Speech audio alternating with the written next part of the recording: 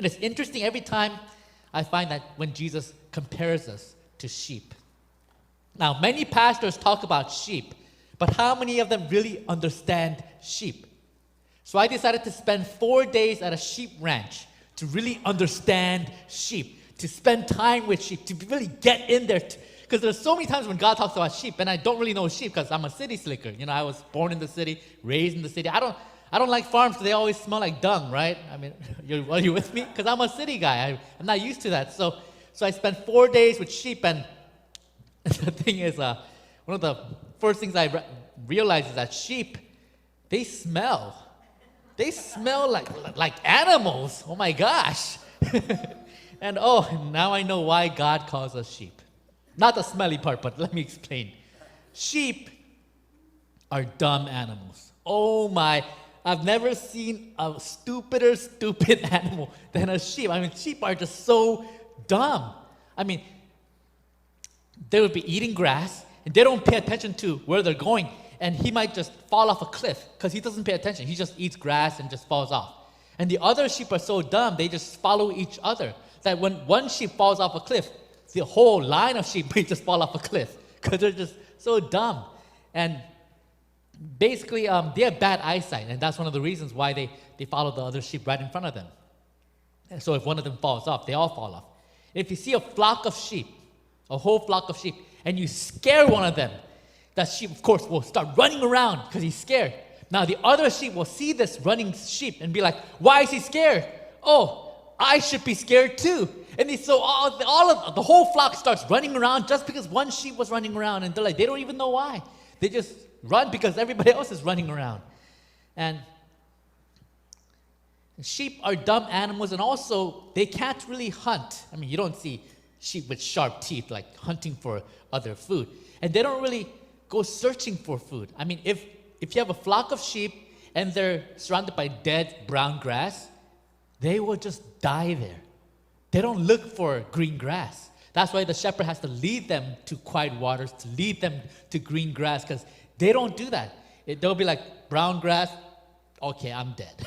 That's it. They don't hunt. They don't get their own food. They have to be fed by the shepherd. And the shepherd also has to bring them to the still waters. By the way, they hate rushing water. They hate streams. They like quiet waters like a lake or a well, because rushing river, because when the thing is, they'll be drinking water from a stream, right? But the water will start getting lodged into their sheepskin, and they'll get heavier and heavier, and then they'll fall into the stream, and they'll get pulled in by the wave. That's how dumb they are. So the shepherd has to lead them to a still water, a quiet stream or a quiet lake. And and sometimes because of their short legs, if they eat too much and they get too fat, they'll tip over. They'll just tip over and they'll be like, I can't get up. And the shepherd has to go and just lift them back up. And that's just so strange to me. I never saw like a horse or a dog just fall over because he's fat. But that's what sheep does.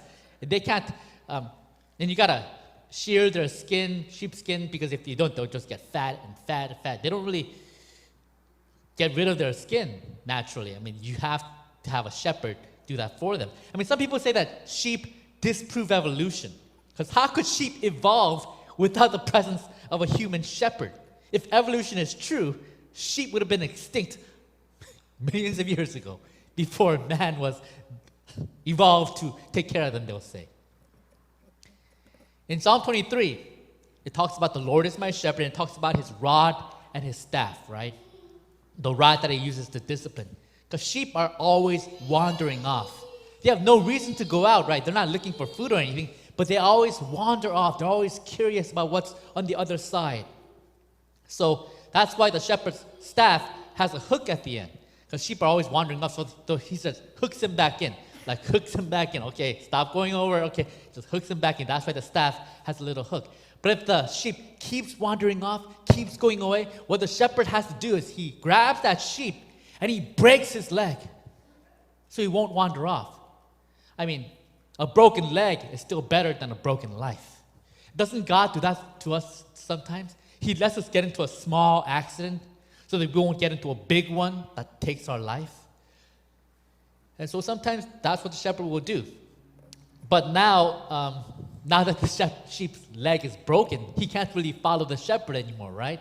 So what the shepherd does is he takes the sheep and he puts it around his neck, the closest place around his voice.